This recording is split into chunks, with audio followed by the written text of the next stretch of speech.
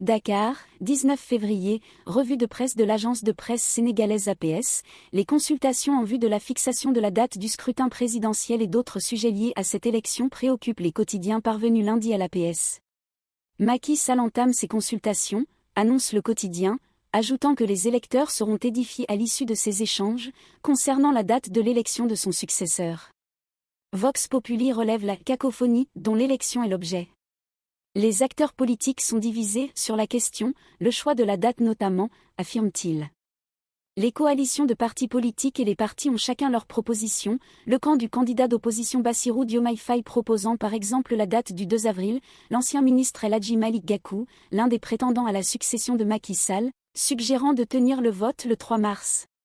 Présidentielle 2024, la concertation en marche, annonce le journal Enquête en mettant en exergue, à l'aide d'une photo, les principaux acteurs des concertations en vue de la fixation de la date du scrutin, Macky Sall, l'opposant Ousmane Sonko, les médiateurs Pierre Atepa Goudiaby et Alioune Tine. Macky Sall n'a pas une grande marge de manœuvre. Il ne lui reste alors qu'à engager l'organisation de l'élection présidentielle au pas de charge, lit-on dans le quotidien. Les quotidiens évoquent aussi la dissolution de la commission d'enquête parlementaire chargée de faire la lumière sur les soupçons de corruption concernant 2 membres du Conseil constitutionnel. Tout ce désordre pour ça? L'enquête parlementaire arrêtée, titre Le Soleil. Sud Quotidien observe que l'Assemblée nationale enterre sa commission d'enquête sur la corruption présumée de juges constitutionnels. Tout ce désordre pour ça, se demande Tribune en faisant allusion à la cacophonie consécutive au report de l'élection présidentielle et à la courte vie de cette structure parlementaire.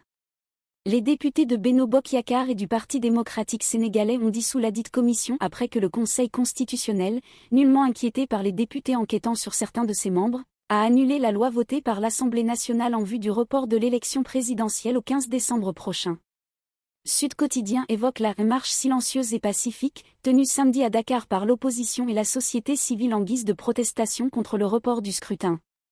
Arsounou élection, protégeons notre élection, réussit son test, écrit-il, ajoutant que des milliers de Sénégalais étaient dans la rue pour dénoncer le report de l'élection et exiger qu'elle se tienne le 3 ou le 10 mars 2024. Les journaux évoquent en même temps le rang du Sénégal dans un classement de la Banque africaine de développement, BAD. Le Sénégal parmi les 20 premiers pays du continent en termes de croissance économique, note Le Soleil. Il s'agit de prévisions économiques pour l'année en cours. Le Sénégal est deuxième, derrière le Niger, selon le quotidien. Abonne-toi. Pour plus de vidéos,